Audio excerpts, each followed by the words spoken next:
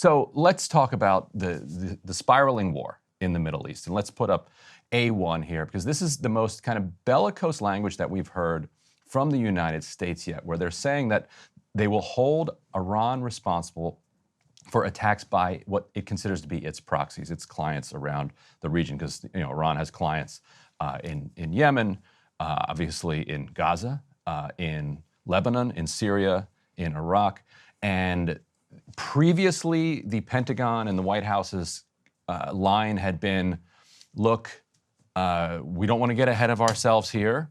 If there is evidence that Iran directed a particular attack, then we will hold Iran responsible for that. But in general, we're not trying to ratchet things up here. This is removing some of those qualifications there. What did you make of the White House coming out through the Pentagon saying that from here forward, attacks on U.S. troops by Iran proxies will be blamed on Iran? Well, let's put A2 up, actually, because I think this gives us some indication of exactly how we should take it. So this is saying correctly, the Pentagon says U.S. troops have been attacked 10 times in Iraq and 3 times in Syria over the past week. Now, Ryan, if we go to A3, this is a story from The Intercept that basically gets to exactly how many people are on the ground in Lebanon, which the government is actually kind of cagey about. Here's the quote from the story over at the Intercept. It's that the White House, in a June, quote, War Powers letter to Congress, President Joe Biden noted that, quote, approximately 89 United States military personnel are deployed to Lebanon to enhance the government's counterterrorism capabilities and to support the counterterrorism operations of Lebanese security forces.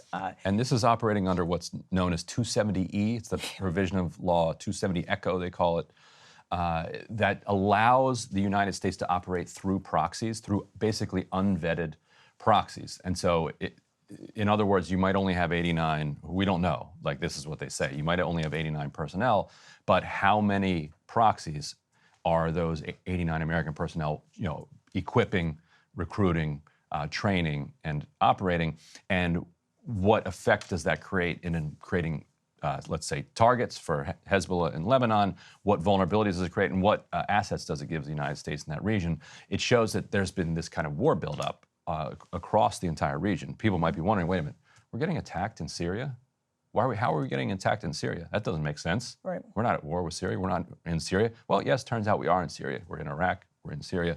Every place we are, that's an opportunity for some group, some Iran-backed group, to lob shells at us. Well, yeah, exactly. And we can put the next element up on the screen, too, because this gets to it. This is from Ian Bremmer, who says 86,000 approximately Americans live in Lebanon, 600,000 Americans live in Israel. And to just pause for a moment and I think acknowledge that it's, from my perspective, entirely likely Iran is behind some of this. There are obvious questions, and I think there's good reason for skepticism about what our government is telling us as it pertains to Iran's involvement.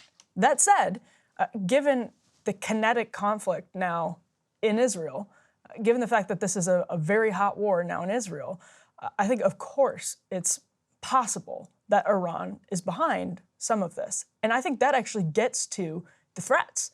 We had how many Americans killed in the attacks? Upwards of 30 at this point in the original October 7th attack.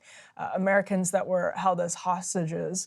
That puts responsibility on the American government, and that puts responsibility on the American military. And they are straining ourselves. They're straining the country. They are putting us in a position where it makes the escalation of the conflict more and more dangerous and more likely by this sort of cavalier spreading out of troops across the world, and particularly across the Middle East, that in times of peace, we sort of look the other way. We don't think about it very much, but it's happening, especially because of things like 127 Echo that we don't even think about or talk about on a normal day. And now when a conflict spills over into something serious, it's an incredibly fragile ecosystem that is really teetering on the precipice of something a massive escalation. Yeah. And to me, that's why one of the most important things that I think Barack Obama did was successfully negotiate the Iran deal with Russia and with 5 European countries. The argument that he was making at the time, and he ran over Israel to do it. It was Israel's #1 objection to Obama was that he wanted to, that he was inking this Iran deal. His argument was this conflict isn't working. Constantly ratcheting up tensions is only going to lead to dangerous places, and it's also not preventing them from getting a nuclear weapon. So if we bring Iran into the fold, that they show good behavior, reduce support for their proxies, roll back their military nuclear program, and instead, AEI let in the inspectors to follow their progress of their domestic kind of industrial nuclear capacity, have Russia involved, have us involved. It brings them into the fold so that they're less likely then to see benefit in some global or regional conflagration. It's the same reason that getting a ceasefire in Ukraine, getting to a truce there is so important, because every day that wars go on, every day that tensions are ratcheted up, unpredictable things can happen. And I think Iran, there's no evidence that Iran directed the Hamas attack. But the fact that Iran and Hamas are connected then just spirals this into the place we are now. And I think that it isn't often reflected upon enough in Washington that people who advocate for a position, like a hardline approach to Iran, like Israel successfully lobbied Trump to withdraw the U.S. from the Iran deal. So those hardliners got what they wanted. Although it wasn't very hard. I mean, basically every Republican was opposed to the Iran nuclear deal. So it wasn't as though Israel had to push very hard. Oh, absolutely. And Trump wanted to do it because Trump it had hated Obama's name on it. He hated the Iran deal. It was the Iran nuclear deal. So Obama. So he's like, oh, it's Obama's thing. I'm going to undo it. Yes, but it was Israel's #1 priority. But yes, it was very easy to convince them to do it. And so he does that. So he got his wish. And then Biden, to his great discredit, did not get the United States back into the Iran deal. And so I feel like people who got their wish there argued that this was going to be a better step forward. And look where we are. That's what I'm saying. Like, there needs to be some accountability for, if you get to implement and execute your preferred strategy and it blows up, literally blows up, then there should be some reflection on that.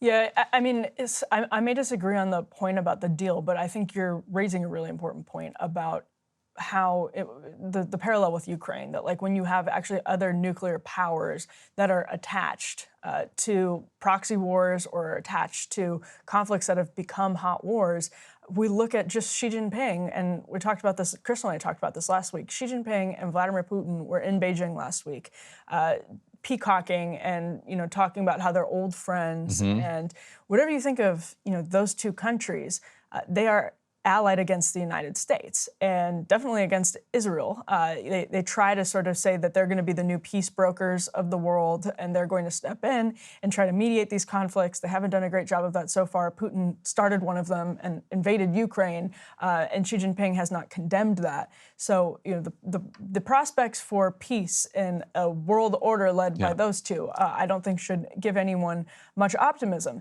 That said, this is a coalescing of this is a real coalescing of countries against United States hegemony. And that means that this is even more fragile. That means that you have nuclear powers. You have North Korea, China, Russia, Iran. And the more people you have fanned out across the world on what the authority of 127 Echo, it's terrifying. And it is so much more fragile, I think, than we realize. I feel like people are recognizing it now, but if China were to take this opportunity to move on Taiwan, and we saw them in a conflict with the Philippines, naval conflict with the Philippines last week. These are dominoes, and you don't always know that the first domino has fallen until years later when you look back. And I think it's one of the few good things Obama did on foreign policy, but his argument was this unconditional support for Saudi Arabia, for the United Arab Emirates, both of them now which want nuclear programs, right. And Israel, which has a nuclear program, and isolation of Iran is not useful long term for the United States. That it's just going to lead to conflict. It obviously wasn't working. No, yeah, and so they tried to unwind that. The Washington swamp is so dominated by Saudi Arabia, UAE, Israel, and the Republican Party is kind of lockstep with Israel, Saudi Arabia, UAE, and So it reverted back to the mean, and here we are with the world about to blow up. Hey, if you liked that video, don't forget to hit the like button and subscribe to Breaking Points. If you want to see the rest of Counterpoints, go to breakingpoints.com to become a premium member and get the full uncut show every morning in your inbox and on Spotify. Help us build independent news and get the full show every morning at breakingpoints.com.